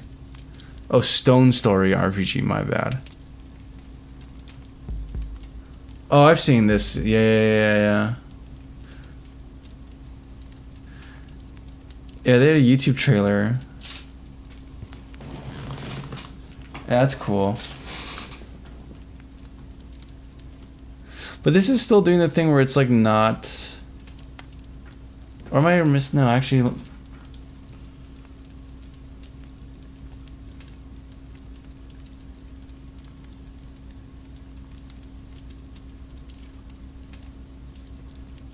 Is it actually a terminal game?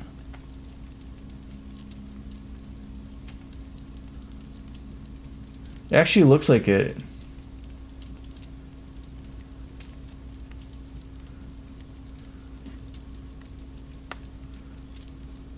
Huh. Like all things I'm seeing, there are stuff that you could totally achieve within a terminal.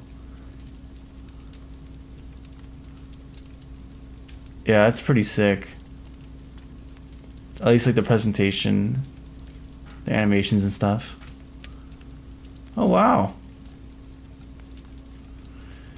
Yeah, I saw the intro thing though a while ago. gonna have to give this a try. 400 megabytes of RAM. Let's go, dude.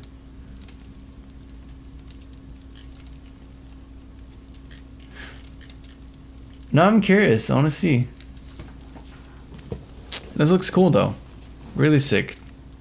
Thanks for pointing it out, TST. Appreciate it, man. What is that? Oh, they have some promotional art, too? Oh, that's how the character's supposed to look like? No, don't do that. Part of the fun is like you get to fill in your you get to fill in the gaps for yourself for how this is supposed to look. Now they put like an actual canonical look to everything of what it's supposed to be communicated. That's sick though. For free on Android, that's pretty sick. It's free on Android. Imagine give it a try on stream. That'd be a fun thing to do.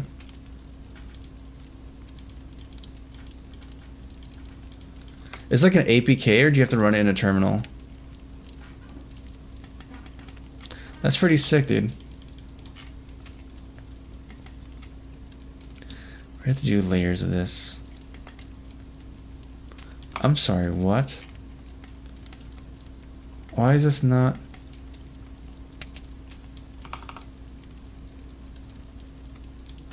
What? Okay, there we go.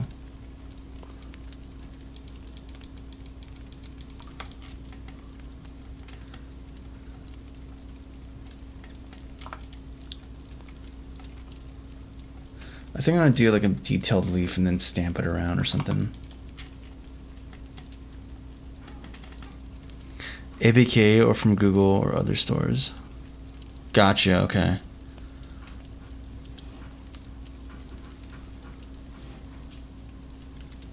I never saw that full animated trailer. Yeah, it's a second thing. So at least it's not the most prominent thing. There's a really cool thing that happens when you play like old or like pixel games, right? Which is that your brain starts filling in the gaps for what's supposed to be there. Especially very small resolution games like the Final Fantasy ones. The character sprites are very... So it's fun filling it in. I mean, even those games though, they do have promotional or even character portraits that show how the character's supposed to look like.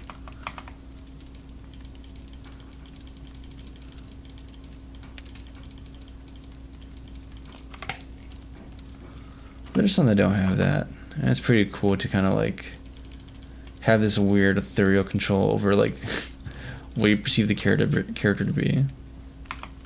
I don't like that. I don't like this at all. I think we're gonna keep it very simple and not highly detailed because that's gonna be very distracting. Yeah, I think we're gonna keep it very plain and just stamp this around and maybe do some transformations or something. I'm sorry. Are you kidding me?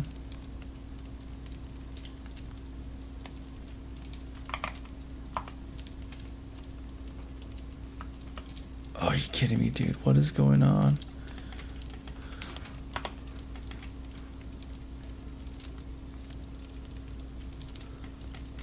Okay, here we go.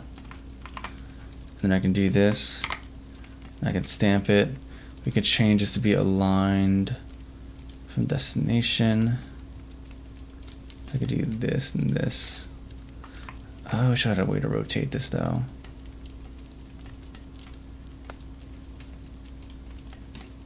I have to make other iterations of it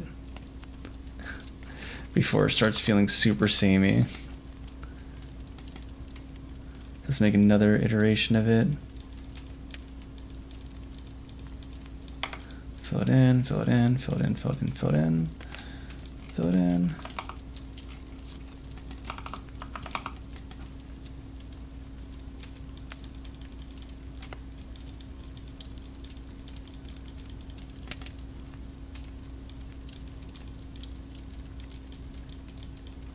It's almost 4 o'clock. I wish I would have gotten more assets done today. But I guess it is what it is. Austerities and LED screens.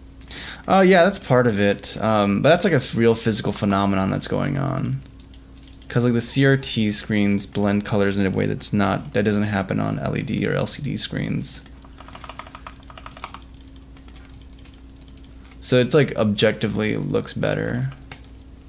Or I guess, no, I'm not going to say it objectively looks better. Art that was made for CRT screens look better on CRT screens. Let's say that. Because there's art that's made for LCD screens that look good on LCD screens. So I'm not going to discount modern artists. However, there is some art that objectively looks better on the CRT. And has a higher potential to look better on a CRT. But the imagination thing, that's just like a cool, like you probably had it as a kid, right? Where your brain just fills in the details of the world, and like you end up having a very distinct experience because of that.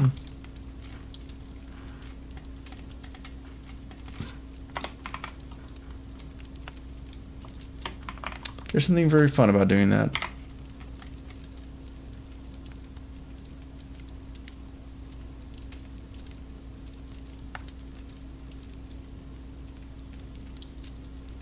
I'm gonna put this over here. I'm gonna like make a palette of like different leaves that are gonna be common here.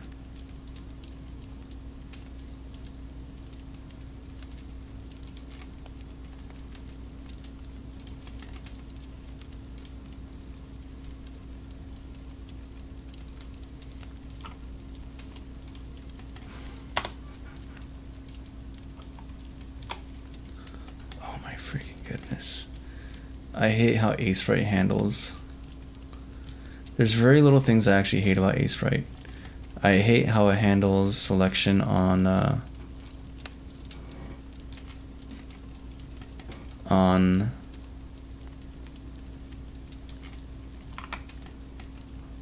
tiled canvases.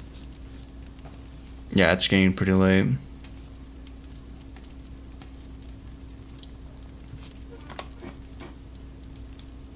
Yeah.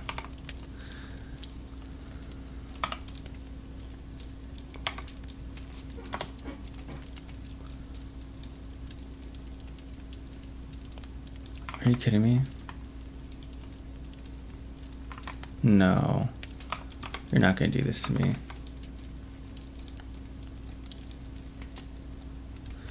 Do you know how much I've sacrificed?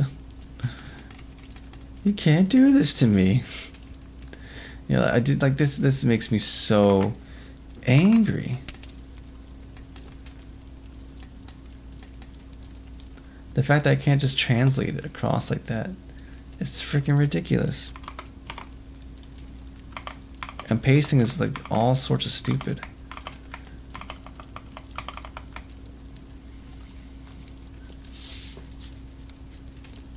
Can't be compared. They always have something special that even play with rocks and they'll find everything. I think it's part of the exploring, discovering, playing, daydreaming. Yeah. Oh, that's the thing though. Like, yes, kids' imaginations are different. I guess for me, the reason I'm making like the reason that's something that so I remember feeling that as a kid, right? And you usually think, okay, you're a kid and you can never feel that again. But no, I remembered playing Final Fantasy VI as a grown person, well into my 20s, and having that experience happen again. And it was only possible just because I was playing something that afforded that opportunity and kind of invites you to do that. And it's like, there's still games that invite you to do that. But I think most games want to explicitly spoon feed what the world state is as opposed to like having it be interpreted. Which is fine. Like that's a totally fine like way of designing a game. But it's nice when you have an opportunity to like be invited into that kind of childhood way of thinking. Oh my goodness, I'm gonna freak out, dude. I'm gonna freak out. I normally love you, Ace Sprite. You're my love of my life. 9 times out of 10. On this particular thing, you're terrible. Absolutely terrible.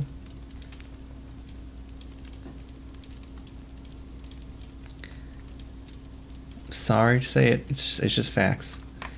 It's just facts. You're just terrible.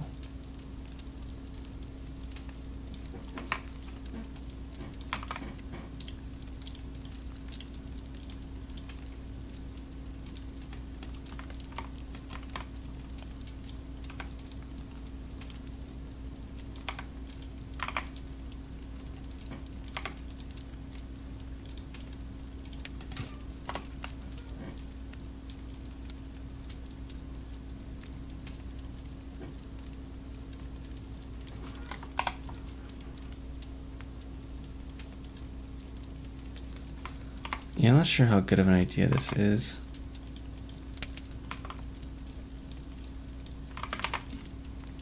What I had in mind. I'm gonna have to actually do some detailing on these leaves. I can't be lazy about it.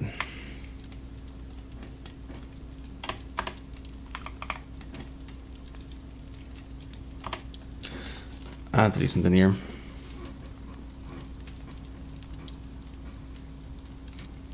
A tileable instead. It's going to be made tileable.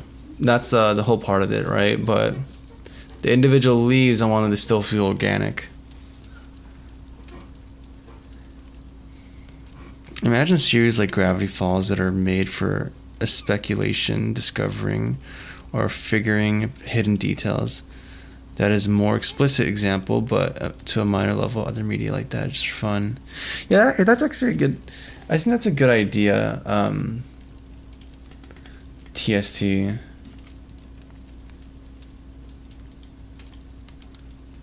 There's not, or I guess it's not like that's actually like the next evolution of it, right? Because all I'm talking about is just the aesthetic, but you're just talking about like even just engaging and diving deeper into the world that is presented to the player, and to engage in scrutiny. I mean, I guess that's kind of why I like The Witness a lot. I mean, the whole game is you kind of scrutinizing and understanding the language of like the mechanics through the world.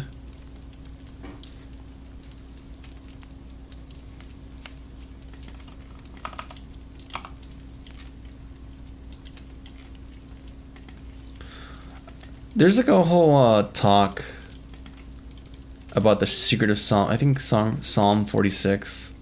It's a game design talk by a guy named Brian Moriarty, and he actually dives into that and how like great works inspire intense scrutiny. Not to like dissect it, to like not scrutiny in terms of like trying to pick it apart and criticize it or whatever, but rather to like find more fundamental truths in it by dissecting it. And only great works really do that. So he like talks about like how like Shakespearean plays, how people have gone absolutely crazy, like legitimately crazy, and died trying to uncover some deeper thing about those plays.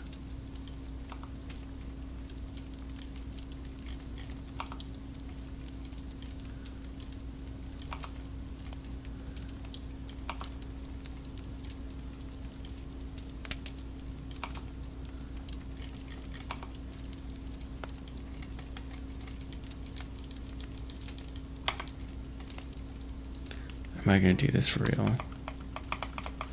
Am I actually going to do this? Or am I going to just keep it silhouetted? I want to keep it silhouetted, but I'm afraid I can't. It feels too plain in comparison to in comparison to this.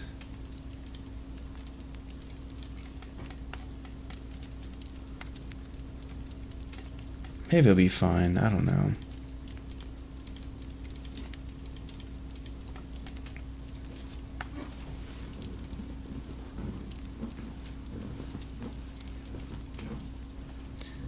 Not even there. Yeah, I mean, like, the human mind is great at rationalization, right? And rationalization doesn't mean that it's correct. Like, you can rationalize something that's not actually true but makes sense.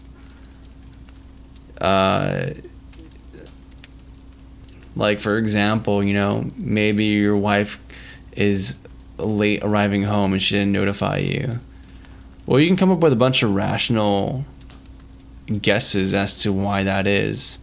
Oh, maybe she ran into traffic. Maybe, you know, there's an accident. Maybe she forgot something in the office or whatever, right? All rational guesses, but, you know, it's not the actual truth. Or maybe it is the truth, right? But if something completely different happened, right, you know, they would be incorrect despite being completely rational guesses. But then, like, you can go to crazy extremes. I don't know. There's like, that's like a very, very normal example, right? But then people can rationalize crazy things and make it make sense to themselves. And that's where things get very odd.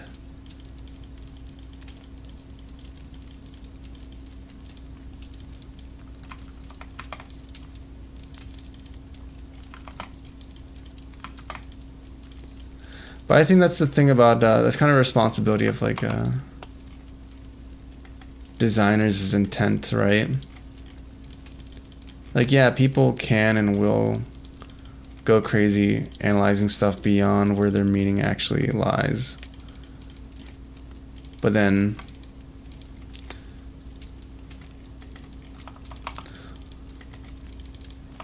an author, especially if they're aware of that possibility, can, like,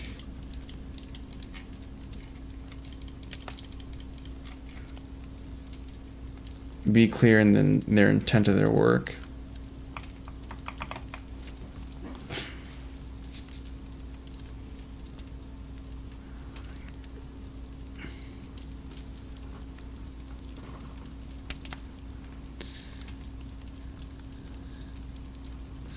Would this be the king in yellow type of story? I'm not sure. I'm not familiar with that, actually. That's just anxiety. Yeah, I don't know.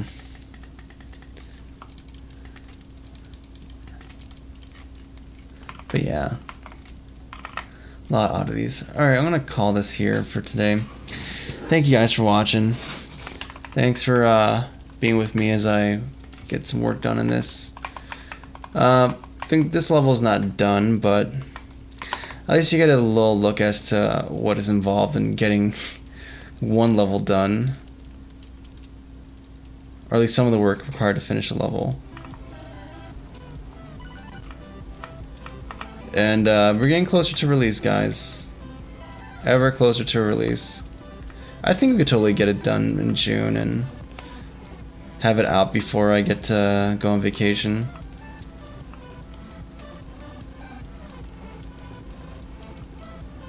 Faster vehicles are going to struggle on this map.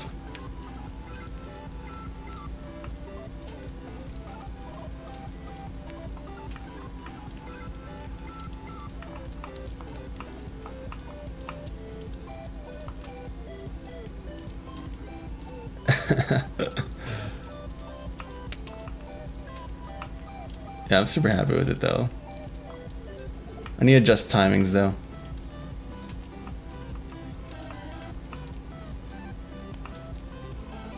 Yeah, it's looking much prettier.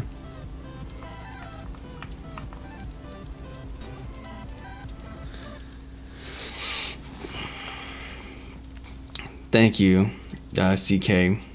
I'm glad you dig it. You mean people with slow reflexes? Oh, what do you mean, Mad Cabbage? Have a good night. Yeah, you guys have a good one. Thanks for watching. As always, I appreciate it, alright? God bless, and until next time, y'all, stay cozy. Bye-bye.